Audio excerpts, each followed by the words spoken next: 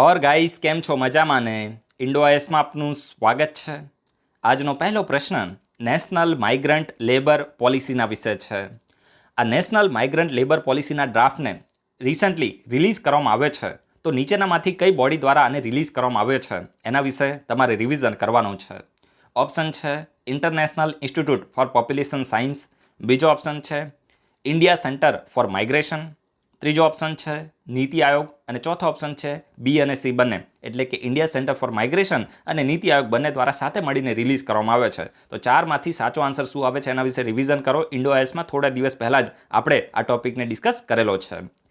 બીજો ક્વેશ્ચન થોડો difficult question છે, યુપીએસસી લેવલનો ક્વેશ્ચન છે અને જો તમે સ્ટડી કરી હોય તો જ આ ક્વેશ્ચનનો આન્સર તમારે આપવો જોઈએ, પણ આ ફાઇનલ એક્ઝામ નથી એટલે તમારે અત્યારે શું કરવાનું છે, સ્ટડી કરી લેવાની છે, રાઈટ। તો ભવિષ્યમાં ક્વેશ્ચન આવે તો તમારી ભૂલ ના થવી જોઈએ, રાઈટ। તો ELSAD ટર્મ ન્યૂઝમાં જોવા મળે છે, ELSAD ટર્મ ન્યૂઝમાં જોવા મળે છે, તો આ ટર્મને શાના કન્ટેક્સમાં, શાના સંદર્ભમાં યુઝ કરવામાં આવે છે, રાઈટ। તો તમારે ગૂગલમાં જસ્ટ ખાલી સર્ચ કરી લેવાનું છે ને અત્યારે નોટ ડાઉન કરી લેવાનું છે। એક વખત તમે સ્ટડી કરી હશે ને તો તમારા સબકોન્શિયસ માઇન્ડમાં રહી જશે અને એક્ઝામમાં જો આ ક્વેશ્ચન આવશે તો તમે સેકન્ડમાં આન્સર ટિક કરી નાખશો, આપણી ગેરંટી છે, રાઈટ। તો હવે આપણે શું કરીએ, વન બાય વન ઓપ્શનને રીડ કરીએ। પહેલો ઓપ્શન છે ઇન્ડિજિનિયસ સેટેલાઇટ નેવિગેશન સિસ્ટમના કન્ટેક્સમાં આ ટર્મને યુઝ કરવામાં આવે છે। બીજો તમને ઓપ્શન આપેલો છે સિક્યોરિટી ઓફ નેશનલ હાઈવે, ત્રીજો ઓપ્શન આપેલો છે થર્મોન્યુક્લિયર વેપન સિસ્ટમ અને ચોથો ઓપ્શન છે સ્પેસ ડિબ્રીઝ રિમૂવલ સિસ્ટમ। તો આ ચારમાંથી શાના કન્ટેક્સમાં ELSAD ટર્મને યુઝ કરવામાં આવે છે તો એના વિશે તમારે ઇન્ફોર્મેશન આપવાની છે। ત્રીજો ક્વેશ્ચન પણ થોડો ડિફિકલ્ટ ક્વેશ્ચન છે, એકદમ ડિફિકલ્ટ પણ નથી પણ એકદમ સહેલો પણ નથી, રાઈટ। તો 50-50 આપણે આને કહી શકીએ। તમને અહીંયા સેન્ટ્રલ વિજિલન્સ કમિશન વિશે 3 જેટલા વાક્યો આપેલા છે, સ્ટેટમેન્ટ આપેલા છે અને આમાંથી તમારે ખરા સ્ટેટમેન્ટ મતલબ સાચા સ્ટેટમેન્ટને તમારે આઈડેન્ટિફાય કરવાના છે, કરેક્ટ સ્ટેટમેન્ટને આઈડેન્ટિફાય કરવાના છે। તો આપણે વન બાય વન સ્ટેટમેન્ટને રીડ કરીએ કે central vigilance commission it is only an advisory body, એક જસ્ટ ખાલી એડવાઇઝરી બોડી છે। આની જે પણ સલાહ છે તો એ મિનિસ્ટ્રી અને ડિપાર્ટમેન્ટ છે તો એના ઉપર બાઇન્ડિંગ નથી, સમજી ગયા કે ભાઈ મેં એક વખત સલાહ આપી એને તમારે ફોલો કરવી પડશે જ, આવું બાઇન્ડિંગ નથી, એવું આ પહેલું સ્ટેટમેન્ટ કહેવા માંગે છે। તો ભાઈ આ એડવાઇઝરી છે કે બાઇન્ડિંગ છે એ તમને ખબર હોવી જોઈએ, તો તમારે રિવિઝન કરવું પડશે ને તો રિવિઝન કરો। બીજું તમને સ્ટેટમેન્ટ આપેલું છે it does not have power to register criminal case, એટલે કે જે પણ ક્રિમિનલ કેસ હોય ને તો એને રજિસ્ટર કરવાનો પાવર એ સેન્ટ્રલ વિજિલન્સ કમિશન પાસે નથી, આવું બીજું સ્ટેટમેન્ટ કહેવા માંગે છે। અને ત્રીજું સ્ટેટમેન્ટ છે it has supervisory power over the CBI central bureau of investigation, આ બોડી પણ હંમેશા ન્યૂઝમાં રહેતી હોય છે। તો ત્રીજું સ્ટેટમેન્ટ એવું કહેવા માંગે છે કે જે સેન્ટ્રલ વિજિલન્સ કમિશન છે ને તો એના ઉપર સુપરવાઇઝરી પાવર, એને સુપરવાઇઝ કરવાનો પાવર કોની પાસે છે તો સેન્ટ્રલ વિજિલન્સ કમિશન પાસે છે। CBI ને સુપરવાઇઝ કરવાનો પાવર CVC એટલે કે સેન્ટ્રલ વિજિલન્સ કમિશન પાસે છે, એવું આ ત્રીજું સ્ટેટમેન્ટ કહેવા માંગે છે। તો આ ત્રણમાંથી સાચા સ્ટેટમેન્ટ કયા છે એને તમારે આઈડેન્ટિફાય કરવાના છે। ઓપ્શન છે 1 એન્ડ 2 3 અને ચોથો ઓપ્શન છે 1 2 3। તો સાચો આન્સર આપો, દરેક લોકો પાર્ટિસિપેટ કરો। 100 થી લઈને 120 લોકો આન્સર આપે છે, વસ્તુ સારી ના કહેવાય। ફરીથી હું તમને કહું છું પાર્ટિસિપેટ કરો, ફરીથી કહું છું પાર્ટિસિપેટ કરો। એના પછી હવે આપણે અગેન એન્ડ અગેન નહીં કહીએ, આમ તો ઘણા લોકો આન્સર આપે છે, એવું નથી કે આન્સર નથી આપતા, જે આન્સર આપે છે એને આપણે રેકગ્નાઇઝ પણ કરીએ છીએ, દરેક લોકોના નામ સાથે મને ખબર છે અને કોઈ લોકો ક્વેશ્ચન પૂછે અને આપણે આન્સર પણ આપીએ છીએ, પણ બીજા લોકો જે આપણા 1900 લોકોની આસપાસ ડેલી વિડીયો જોવામાં આવે છે, રાઈટ। તો તમે લોકો વધારે લોકો પાર્ટિસિપેટ કરો ને પાર્ટિસિપેટ ના કરાય તો એટલીસ્ટ વિડીયોને લાઈક તો કરો, સમજી ગયા। તો વિડીયો છે તો બીજા લોકો સુધી પહોંચે, કારણ કે આપણે ક્યારેય ઇન્ડોઆઈએસનું માર્કેટિંગ કરતા નથી તો વધારે કંઈ કહેવું નથી, બાકી જે કરવાના નથી એ તો ક્યારેય કરવાના નથી, સમજી ગયા। તો આપણે એમાં કંઈ વધારે એવું પડવું નથી। નેક્સ્ટ જે આજનો આર્ટિકલ આપણે ડિસ્કસ કરવાના છીએ તો એ વર્લ્ડ પ્રેસ ફ્રીડમ ઇન્ડેક્સના વિશે છે। વર્લ્ડ પ્રેસ ફ્રીડમ ઇન્ડેક્સ 2021 ખૂબ જ ઇમ્પોર્ટન્ટ આર્ટિકલ છે અને જો અહીંયાથી ક્વેશ્ચન બનશે ને તો એટલો ક્વેશ્ચન પૂછવામાં આવશે કે આ ઇન્ડેક્સમાં, જીપીએસસીની વાત કરું છું, જીપીએસસીમાં એટલો ક્વેશ્ચન પૂછવામાં આવશે કે વર્લ્ડ પ્રેસ ફ્રીડમ ઇન્ડેક્સ છે તો આમાં ઇન્ડિયાનો રેન્ક કયો આવ્યો છે, સમજી ગયા। ઇન્ડિયાનો રેન્ક પૂછશે અને પછી કયા દેશે આને ટોપ કર્યું છે આવું તમને પૂછવામાં આવશે। અને વધારે પૂછશે તો એટલું પૂછશે કે world press freedom index, UPSC તો એટલું જ પૂછશે જો ક્વેશ્ચન આવશે તો આ ઇન્ડેક્સને કઈ બોડી દ્વારા રિલીઝ કરવામાં આવે છે તો રિપોર્ટર્સ વિધાઉટ બોર્ડર્સ દ્વારા આ વર્લ્ડ પ્રેસ ફ્રીડમ ઇન્ડેક્સને દર વર્ષે રિલીઝ કરવામાં આવે છે। તો ફેક્ટ તમને ખબર પડી ને। હવે જો આ પ્રેસ ફ્રીડમ, આના નામથી તમે સમજી શકો છો કે વિશ્વની વિભિન્ન કન્ટ્રીઝની અંદર પ્રેસની ફ્રીડમ કેવી છે, સમજી ગયા। પ્રેસની ફ્રીડમ કેવી છે, જે જર્નાલિસ્ટ છે તો એની ફ્રીડમ કેટલી છે તમને ખબર હશે કે ભારતમાં કોઈ પણ જર્નાલિસ્ટ હોય તો સરકારની વિરુદ્ધમાં કંઈ પણ છાપવાની કોશિશ કરે તો એને સીધું NSA નેશનલ સિક્યોરિટી એક્ટના તહેત અંદર કરી દેવામાં આવે છે। આ તમે જોયું હશે રિસન્ટલી અલ્હાબાદ હાઈકોર્ટે 20 જેટલા જર્નાલિસ્ટ હતા ને એને છોડી મૂક્યા કે ભાઈ તમે આ રીતે ડાયરેક્ટલી એના ઉપર એ સાચું રિપોર્ટિંગ કરતા હોય તો એના ઉપર તમે કઈ રીતે નેશનલ સિક્યોરિટી એક્ટને તમે લગાવી દો છો, સમજી ગયા। અલ્હાબાદ બાદ હાઈકોર્ટે 20 જેટલા જર્નાલિસ્ટ હતા તો બધાને મુક્ત કરી દીધા કે આ બધા ખોટા કેસ સામે ઉપર લગાયેલા છે, સમજી ગયા. તો આને કહેવામાં છે પ્રેસની ફ્રીડમ. અને રિસન્ટલી જે રિપોર્ટર્સ વિધાઉટ બોર્ડર છે, હવે જો આમાં પછી પાછા કોઈ ભક્તો પાછા કમેન્ટ ના કરવા માંગે, આમાં જે લખ્યું છે ને એને જ મારે અત્યારે તમને એક્સપ્લેન કરવાનું છે, સમજી ગયા. તો આ બધી વસ્તુ ન્યૂઝમાં આવે છે તો મારે તમને કહેવી જ પડે, અને દરેક વસ્તુ આની અંદર લખેલી પણ છે. તમારે એવું હોય ને તો આની વેબસાઇટ ઉપર જઈને રીડ કરી લેવાનું. કોઈને એવું લાગતું હોય કે ભાઈ આપણે અહીંયા કોઈ આપણા ઘરની વસ્તુને અહીંયા લઈને આવે છે, તો એવું કશું નથી, સમજી ગયા. વર્લ્ડ પ્રેસ ફ્રીડમ 2021 છે તો એમાં ઇન્ડિયાનો રેન્ક 180 દેશમાં 142મો રેન્ક ઇન્ડિયાનો આવ્યો છે. અને એવું નથી કે આ લોકો મતલબ થોડા બાયસ પણ જોવા મળે છે. આ પણ હું તમને ઓપનલી જ કહું છું, જે પણ આ ઇન્ટરનેશનલ ઓર્ગેનાઇઝેશન છે તો થોડા બાયસ પણ હોય છે. પણ જે પણ હવે રિપોર્ટ આવે એને આપણે ડિસ્કસ તો કરવો જ પડે. અને માન લો કે ક્વેશ્ચન પૂછે ને હું એમ બોલું કે ભાઈ આ તો બધા બાયસ છે અને હું અહીંયા તમારી પાસે ડિસ્કસ જ ના કરો, તો ક્વેશ્ચન આવે તો તમને નુકસાન થાય ને, તો ભાઈ મારી જે પણ ફરજમાં આવતું હોય એ મારે કરવું જ પડે. તો 180 જેટલા દેશોમાં ભારતનો રેન્ક કયો આવે છે? 142મો આવે છે, સમજી ગયા. અને આ જે રિપોર્ટર્સ વિધાઉટ બોર્ડર છે ને તો એક એનજીઓ છે. શું છે? એનજીઓ, નોન ગવર્મેન્ટલ ઓર્ગેનાઇઝેશન છે. અને કયા દેશમાં? તો ફ્રાન્સનું એક નોન ગવર્મેન્ટલ ઓર્ગેનાઇઝેશન છે. તો આ પણ તમે યાદ રાખજો. જો તમને કન્ફ્યુઝ કરવા હશે તો એવું પણ સ્ટેટમેન્ટ લખશે કે રિપોર્ટર્સ વિધાઉટ બોર્ડર એક ઇન્ટર ગવર્મેન્ટલ ઓર્ગેનાઇઝેશન છે. સ્ટેટમેન્ટ રોંગ હશે. અને 2016માં ભારતનો રેન્ક કયો હતો? તો 2016માં ભારતનો રેન્ક 133મો હતો અને 2020માં 142. 2020માં પણ 142 હતો અને 2021માં પણ ભારતે મતલબ પોતાનું પરફોર્મન્સ જાળવી રાખ્યું છે અને ભારત હજુ પણ 142માં છે. તો આ પણ તમે યાદ રાખજો. 2020ની કમ્પેરિઝનમાં ઇમ્પ્રૂવ પણ નથી થયું કે ડાઉન પણ પરફોર્મન્સ થયું નથી. ભારતે પોતાનું એક કન્સિસ્ટન્સીને જે આપણી જે કન્સિસ્ટન્સી છે તો એને મેનેજ રાખી છે, સમજી ગયા. તો આ વસ્તુ તમે યાદ રાખજો કે 2020-21 બંનેમાં 142 છે. અને reporters without borders report says that India is one of the world's most dangerous countries. આવું સ્ટેટમેન્ટ તો ના જ લખવું જોઈએ, ભલે ગમે તે હોય. આટલું ખરાબ તો નથી, મતલબ જે ઓનેસ્ટ જે પણ હોય એને રિપોર્ટિંગ કરવા પણ મળે છે, એટલે સાવ પણ એવી ખરાબ પરિસ્થિતિ નથી. પણ હું કહું છું ને, ક્યાંક ને ક્યાંક બાયસ હોય છે. મતલબ સિરિયા જેવી પરિસ્થિતિ આપણા દેશમાં નથી કે પાકિસ્તાન કે ચાઇના જેવી પરિસ્થિતિ નથી, તો પણ એવું લખ્યું છે India is one of the world's most dangerous countries for journalist trying to do their job properly. એટલે કે કોઈ પણ જર્નાલિસ્ટ હોય એ પોતાની જોબને પ્રોપરલી કરવા માંગતો હોય ને, તો એની માટે India one of the most dangerous કન્ટ્રીમાં આવે છે. તો મતલબ આવું તો ના કહેવું જોઈએ. આપણા ભારતમાં મતલબ લોકો પ્રધાનમંત્રી મને પણ ગમે ત્યારે ગાળો આપી દે છે, સમજી ગયા. તો મતલબ થોડી તો ડેમોક્રેસી ભારતમાં છે. એવું નથી કે સાવ આપણે ઓથોરિટેરિયન રિઝ્યુમ તરફ છીએ, તો એવું પણ સાવ નથી. મતલબ આવું તો ના જ લખવું જોઈએ. They are expose two every kind of attack, સમજી ગયા. કે જે પણ જર્નાલિસ્ટ હોય, જે પણ સાચું રિપોર્ટિંગ કરતા હોય, એમની ઉપર દરેક પ્રકારના અટેક થઈ શકે છે. Even police violence against the reporters and abuse by the political activist. એટલે કે જે પણ પોલિટિકમાં જે એક્ટિવ ભક્તો હોય, એના સિવાય પોલીસ ઓફિસર હોય, તો બધા દ્વારા શું કરવામાં છે? એમના ઉપર મતલબ હિંસા કરવામાં આવે છે અને અબ્યુઝ કરવામાં આવે છે, ગાળો બોલવામાં આવે છે. અને એના ઉપર ખાસ કરીને ક્રિમિનલ અટેક પણ થતા હોય છે અને લોકલ ઓફિસર્સ દ્વારા પણ એમને ક્યાંક ને ક્યાંક હેરાન પરેશાન કરવામાં આવતા હોય છે. એવું આ રિપોર્ટનું કહેવું છે, મારું ઘરનું કંઈ કહેવું નથી. The latest index release rank 180 countries, એટલે કે 180 જેટલા દેશોને રેન્ક આપવામાં આવે છે.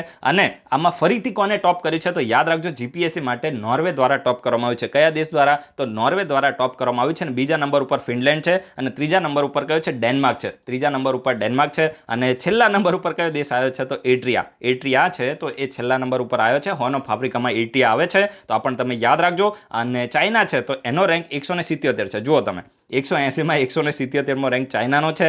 અને પેલા ડોન છે ને એનો રેન્ક તો જો 179. જે નોર્થ કોરિયા છે તો 179 એનો રેન્ક છે. અને તુર્કમેનિસ્તાન 178 છે. તો ચાઇના ખાલી 3 દેશોથી ઉપર છે, સમજી ગયા. એટ્રિયા, પછી નોર્થ કોરિયા અને તુર્કમેનિસ્તાન. તો આ ફેક્ટ તમે યાદ રાખી શકો છો. સારો એવો આર્ટિકલ આપણે ડિસ્કસ કર્યો છે. એના પછી નેક્સ્ટ જે આર્ટિકલ છે ને, તો જે ચાડ કન્ટ્રીઝ છે, ચાડ એના પ્રેસિડેન્ટનું અત્યારે મૃત્યુ થયું છે. અને 3 જેટલા દાયકાઓથી આ પ્રેસિડેન્ટ છે તો સત્તા ઉપર હતો અને હાલ એનું અત્યારે મૃત્યુ થયું છે. તો ત્યાંની આર્મી એવું કીધું છે કે ભાઈ હવે આપણા દેશની અંદર થોડી સ્ટેબિલિટી નહીં રહે અને એમ બી ત્યાં જે પાવરની ગેમ ચાલી રહી છે તો ભાઈ આપણી માટે એટલું બધું ઇમ્પોર્ટન્ટ નથી. અંદરની એમ બી આ ચાડ કન્ટ્રી એટલી બધી કહેવાય ને કે ઇન્ડિયા માટે પણ ઇમ્પોર્ટન્ટ નથી. તો આના વિશે આપણે એની ઇન્ટરનલ પોલિટિક્સમાં પડવાની કોઈ જરૂર નથી. અને ટાઈમ મળશે તો આ દાદાના બેસણામાં આપણે જતા આવશું, પણ અત્યારે તો ફ્લાઇટને બધું બંધ છે તો આપણે કંઈ એમાં જવાની કંઈ જરૂર આવતી નથી. તો આપણે ચાર્ટનો થોડો મેપ ડિસ્કસ કરી લઈએ. અહીંયાથી ક્વેશ્ચન બને તો તમને આવડવું જોઈએ. સ્પીપાની એક્ઝામમાં આ વખતે જે સ્પીપાની એક્ઝામ થઈ ને એમાં માલીના મેપ વિશે ક્વેશ્ચન પૂછવામાં આવ્યો હતો. અને ઇન્ડો આઈએસમાં આપણે માલી વિશે એના થોડા દિવસ પહેલાં તમને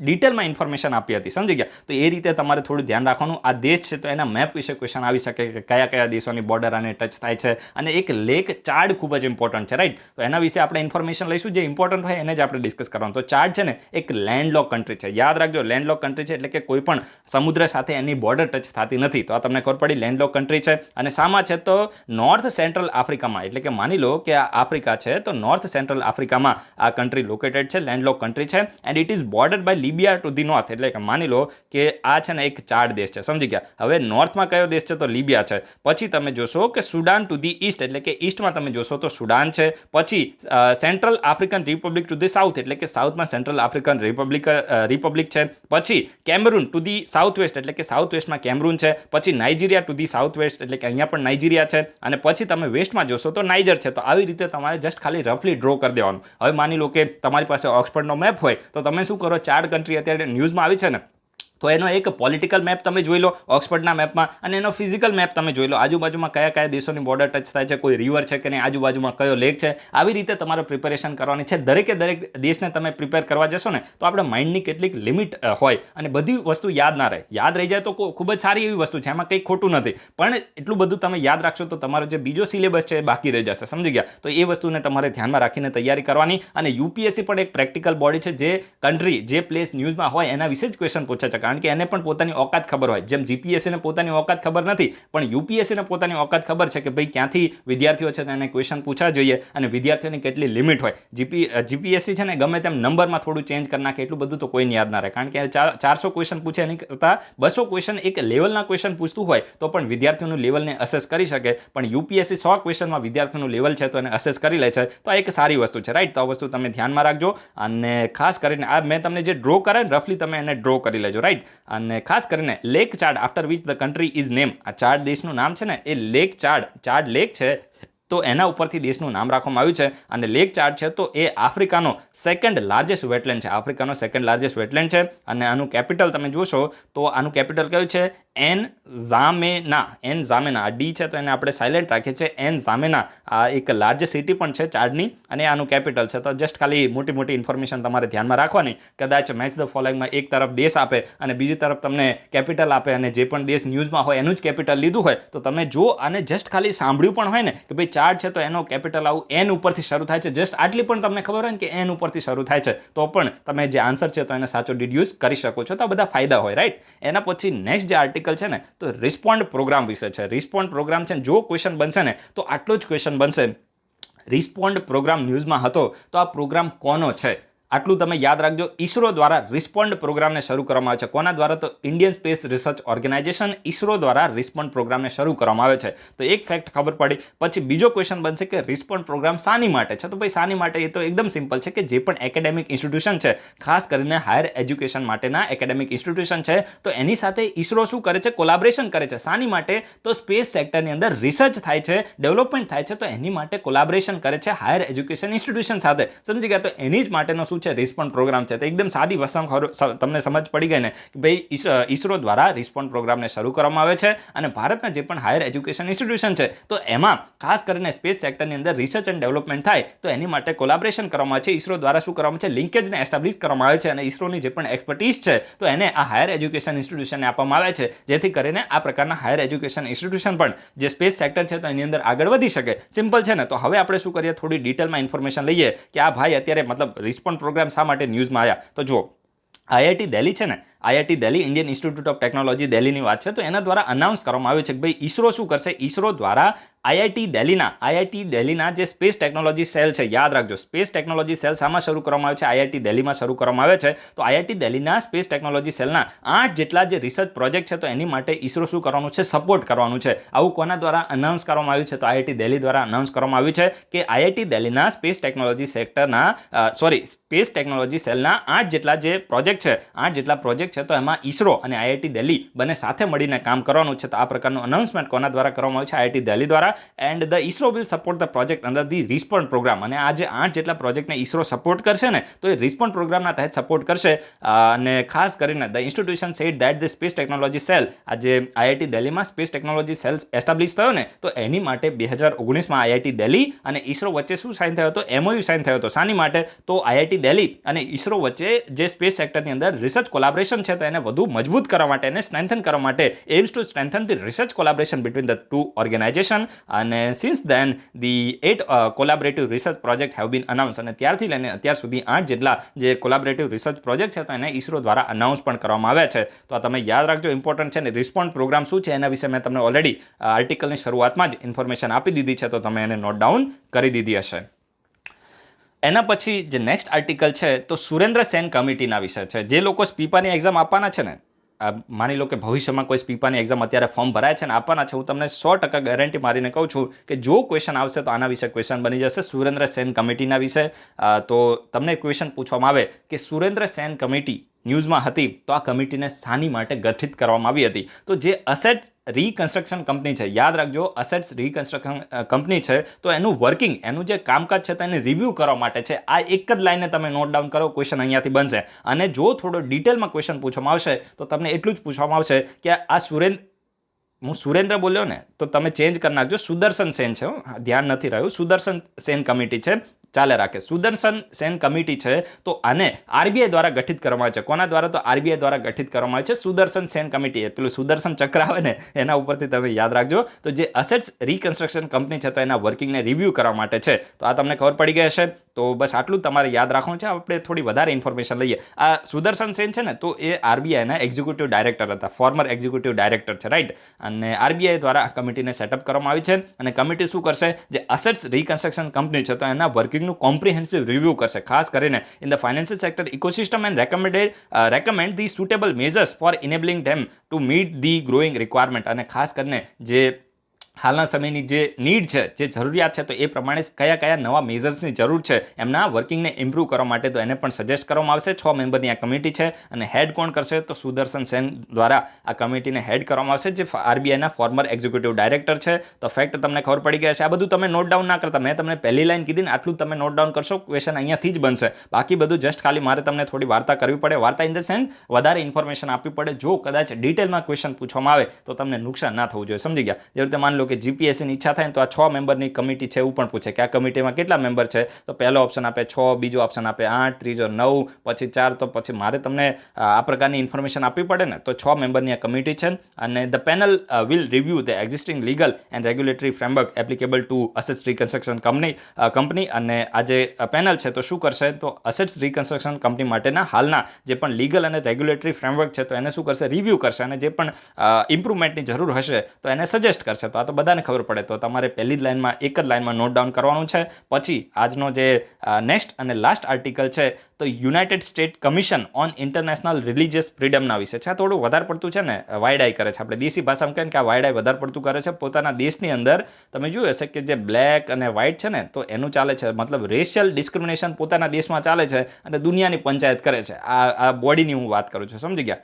અને ડોનાલ્ડ ટ્રમ્પના સમયમાં, એટલે કે ગયા વર્ષે પણ આ United State Commission on International religious freedom છે ને તો એને ઇન્ડિયાને ઉપર પ્રતિબંધ લગાવવા માટે રેકમેન્ડ કર્યું હતું. શાની માટે? કન્ટ્રીઝ ઓફ પર્ટિક્યુલર કન્સર્ન લિસ્ટમાં ઇન્ડિયાને સામેલ કર્યું હતું અને ઇન્ડિયા ઉપર પ્રતિબંધ લગાવવાની વાત કરી હતી. હવે જો એક રીતે તમે જોવા જાઓ ને તો ભારતની અંદર રિલિજિયસ ફ્રીડમની આપણે વાત કરીએ તો એવું બી નથી કે સાવ રિલિજિયસ ફ્રીડમ નથી. જો કોઈ પણ, હું કહેવાય ને કે પેલો ધ્રુવ રાઠી છે ને એ રીતે આપણે કામ કરતા નથી. રેડિકલ તમારે કોઈ પણ વસ્તુમાં થવાનું નહીં. ભારતની અંદર તમે જોયું હશે કે આપણે અમદાવાદની અંદર મસ્જિદોના બધું ચાલે છે. એવું નથી કે આપણા સાવ હાર્મની નથી. એ વસ્તુ સાચી છે. એક તરફ તમે જોવા જાઓ ને તો ક્યાંક ને ક્યાંક રેડિકલ, ખાસ કરીને રાઇટ વિંગ પોલિટિક્સ પણ આપણા દેશની અંદર જોવા મળે છે. જેમાં ક્યાંક ને ક્યાંક જો કોઈ પણ હિન્દુ હોય ને, હિન્દુ નેશનાલિસ્ટ હોય તો ભાઈ અહીંયા કંઈ લેવા દેવા નહીં. હું પણ જે બોલવાનું હશે ને ઓપનલી જ આપણે બોલીશું. તો ક્યાંક ને ક્યાંક એ પણ જે રાઇટ વિંગ પોલિટિક્સ વાળા હોય ને તો હિન્દુઇઝમને વધારે પ્રમોટ કરે છે. અને મતલબ એક તરફ તમે જોવા જાઓ તો આપણા દેશની અંદર એવા ક્યાંક ને ક્યાંક કાયદાઓ પણ લાવવામાં આવે છે જે ડિવાઈડ કરે છે. જેવી રીતે અત્યારે તમે જોયું હશે કે જે લવ જેહાદ વાળો કાયદો, જે શબ્દ યુઝ કરવામાં છે, લવ જેહાદ,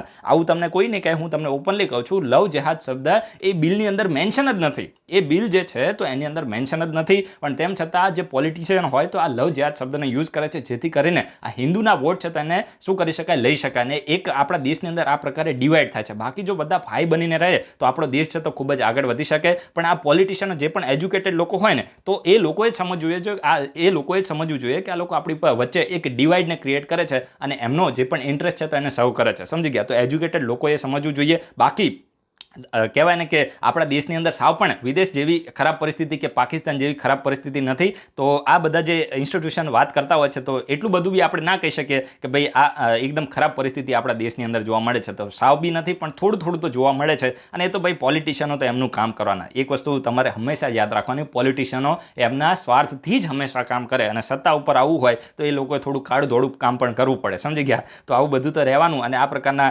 ઇન્સ્ટિટ્યુશન પોતાના દેશનું જોતા નથી કે ભાઈ પેલા બ્લેક લોકો હોય ને એના ઉપર કેટલા અત્યાચાર થાય છે અને દુનિયાની પંચાયત કરવા માટે આવે છે, રાઈટ? તો અત્યારે ફરીથી જે US commission on International Religious Freedom છે તો એને ઇન્ડિયા ઉપર પ્રતિબંધ લગાવવાની વાત કરી છે, અને ઇન્ડિયાને ફરીથી કન્ટ્રીઝ ઓફ પર્ટિક્યુલર કન્સર્નના લિસ્ટમાં સામેલ કરવા માટે રેકમેન્ડ કર્યું છે. કોને? તો યુએસનું એડમિનિસ્ટ્રેશન એટલે કે યુએસની સરકારને. અને શાની માટે? તો આવું શા માટે આને કહેવું પડ્યું? For the worst violation of the religious freedom in 2020, એટલે કે ભારત દેશની અંદર રિલીજિયસ ફ્રીડમ છે તો એના વાયોલેશન માટે, એટલે કે ઇન્ડિયાએ રિલીજિયસ ફ્રીડમનું ખૂબ જ વાયોલેશન કર્યું છે 2020માં, એવું આનું કહેવું છે. અને મેન આનું મતલબ આ બોડીને વાંધો ક્યાંથી છે? તો સિટીઝનશીપ એમેન્ડમેન્ટ એક્ટ. ભાઈ એમાં કંઈ ખામી નથી, સમજી ગયા? અમુક લોકોને એવું લાગશે કે ભાઈ જે મુસ્લિમ છે તો એને એમાંથી બાદ રાખવા માટે છે, પણ તમે થોડું રેશનલ થઈને વિચારો ને. હું હંમેશા કહું છું કે રેશનલ તમે થાઓ, ક્યારે પણ રેડિકલ તમે સ્ટાન્સ ના લો. રેશનલ તમે થશો તો તમને ખબર પડશે કે ક્યાંક ને ક્યાંક જે પણ અફઘાનિસ્તાન છે, બાંગ્લાદેશ છે, એના સિવાય તમે જોશો કે પાકિસ્તાન છે તો આ ઇસ્લામિક સ્ટેટ છે, ખુદને ઇસ્લામિક સ્ટેટ ઘોષિત કરેલા છે, ને ત્યાં મેજોરિટી લોકો છે તો મુસ્લિમ છે, સમજી ગયા? અને ત્યાં માઇનોરિટીમાં જે 6 કમ્યુનિટી છે તો મેઇનલી 6 કમ્યુનિટી જોવા મળે છે. હવે અમુક લોકો એમ પણ બોલે કે એના સિવાય પણ ઘણી બધી માઇનોરિટી જોવા મળે છે. બધાનો આપણે ઠેકો નથી લીધો, સમજી ગયા? ગમે તે રીતે તો આપણા દેશની અંદર પણ કેટલી જનતા જોવા મળે છે. તો 131 કરોડ જેવી સંખ્યા, 130 કરોડની ઉપર આપણા દેશની અંદર પણ પોપ્યુલેશન છે. તો આપણે આપણા દેશને પહેલા સંભાળવાનો હોય, સમજી ગયા? નેશનલ ઇન્ટરેસ્ટ પહેલા હોય, અને આપણા બધા દેશોને મતલબ સામેલ ના કરી શકીએ. અને ત્યાં મેઇન જે કમ્યુનિટી ઉપર પરસિક્યુશન થાય છે તો એને આપણે મેઇન સામેલ કરી દીધી છે. તો એક રીતે તમે જોવા જાઓ તો સિટીઝનશીપ અમેન્ડમેન્ટ એક્ટ છે તો ક્યાંય પણ એવું નથી કે મુસ્લિમ લોકોને ભારતમાંથી બહાર કાઢી નાખવા માટે છે કે બાજુવાળા દેશમાંથી કોઈ એવું મતલબ રેડિકલ આ બિલ આપણે એવા આને ના કહી શકીએ. અને ક્યાંક ને ક્યાંક એના ઇન્ટેન્સ છે તો એ સારા છે, સમજી ગયા? તો એ રીતે તમારે થોડું પોઝિટિવ જે એટીટ્યૂડ છે તો એ પણ તમારે આને રાખવું પડે. અને સાવ પછી તમે એમ ના કહી શકો ભાઈ આ તો એકદમ આપણા કોન્સ્ટિટ્યુશનની વિરુદ્ધમાં છે ને, એવું બધું ના હોય, સમજી ગયા? તો આ વસ્તુ પણ તમારે યાદ રાખવાની છે. અને ખાસ કરીને the United State Commission on International Religious Freedom છે recommend that the administration impose the targeted sanction on the individuals and entities for the severe violation of the religious freedom. અને આ બોડીએ તો એવું પણ એડમિનિસ્ટ્રેશન રેકમેન્ડ કર્યું છે યુએસની સરકારને કે ભાઈ જે પણ ટાર્ગેટેડ ઇન્ડિવિડ્યુઅલ છે, એટલે કે જે પણ ખાસ કરીને આવું રેડિકલ એક્ટિવિટી કરતા હોય, સમજી ગયા? તો એના ઉપર તમે પ્રતિબંધ લગાવી દો, સમજી ગયા? ખાસ કરીને શાની માટે? તો severe violation of the religious freedom માટે. And second recommendation was for the administration to promote the interfaith dialogue and the right of the all communities at the bilateral and multilateral forum. એટલે સાવ ફાલતુ છે, કહેવા એ માંગે છે કે ભાઈ ખાસ કરીને જે પણ ઇન્ટરફેથ ડાયલોગ છે ને આને તમે પ્રમોટ કરો. ભાઈ પોતાના ઘરનું પહેલા વિચારો. The United State Commission on International Religious Freedom recommendation are non binding, એટલે કે જે ત્યાંની યુએસની સરકાર છે, યુએસના પ્રેસિડેન્ટ ઉપર આ બોડીની રેકમેન્ડેશન બાઇન્ડિંગ નથી, સમજી ગયા? એટલે કે એકદમ એવું નથી કે આ બોડીએ રેકમેન્ડ કર્યું એવું યુએસના પ્રેસિડેન્ટે કરવું જ પડશે, સમજી ગયા? ખાસ કરીને ગયા વર્ષે પણ આ બોડીએ ઇન્ડિયા ઉપર પ્રતિબંધ લગાવવાની વાત કરી હતી, પણ ડોનાલ્ડ ટ્રમ્પે આને ઇગ્નોર કરી, ભાઈ નીકળ અહીંથી, સમજી ગયા? જે ડોનાલ્ડ ટ્રમ્પ હતા તો એના દ્વારા આની રેકમેન્ડેશન છે તો એને રિજેક્ટ કરી દેવામાં આવી હતી, પરંતુ હવે ફરીથી આ પ્રકારની રેકમેન્ડેશન આપવામાં આવી છે. અને તમે જોયું હશે કે જો બાઇડન છે ને તો એના દ્વારા ખાસ કરીને જે સિટીઝનશીપ એમેન્ડમેન્ટ એક્ટના બધાને થોડું ક્રિટિસાઇઝ પણ કરવામાં આવ્યું હતું. અને જમ્મુ એન્ડ કાશ્મીરની સિચ્યુએશન છે એના ઉપર જો બાઇડન દ્વારા એક સ્ટેટમેન્ટ પણ આપવામાં આવ્યું હતું. પણ એક વસ્તુ તમારે બીજી પણ ધ્યાનમાં રાખવાની કે ત્યારે ઇલેક્શનનો સમય હતો, સમજી ગયા? ઇલેક્શનનો સમય હતો અને ત્યારે આ ભાઈને વોટ લેવા હતા. પણ હવે શું છે કે હવે આ વ્યક્તિ સત્તા ઉપર છે, અને જ્યારે સત્તા ઉપર હોય ને ત્યારે આ વ્યક્તિ અમેરિકાને પણ ઇન્ડિયાની જરૂર હોય. જીઓ પોલિટિક્સમાં બધું ચાલે, સમજી ગયા? જ્યારે સત્તા ઉપર ના હોય ને ત્યારે બધું બોલાય, પણ સત્તા ઉપર આવ્યા પછી એમ થાય કે ભાઈ અમેરિકાનો ઇન્ટરેસ્ટ શું છે, તો ભાઈ ઇન્ડિયાના સપોર્ટની જરૂર છે. પછી અમેરિકા આ બધી નાની નાની વસ્તુને ઇગ્નોર કરી નાખે, સમજી ગયા? તો અત્યારે હવે ભવિષ્યમાં આપણે જોઈશું, આવશે તો ડિસ્કસ કરીશું કે ભાઈ ઇન્ડિયા ઉપર કોઈ પ્રતિબંધ લગાવે છે કે નથી લગાવતું. મને તો નથી લાગતું કે લગાવશે, અને લગાવશે તો શું ફરક વધારે પડતો કંઈ એટલો બધો પડી ના જાય. જે પણ મહત્વના અને અમુક એવા રેડિકલ લોકો હશે તેના ઉપર પ્રતિબંધ લગાવે તો શું વાંધો છે, એમાં લગાવી દેવો જોઈએ, સમજી ગયા? તો આ રીતે આપણે આર્ટિકલને ડિસ્કસ કર્યો છે, જે પણ મહત્વનું હતું એને આપણે ડિસ્કસ કરી દીધું છે. So guys, thanks for watching. તમારા બધાનો દિવસ શુભ જાય.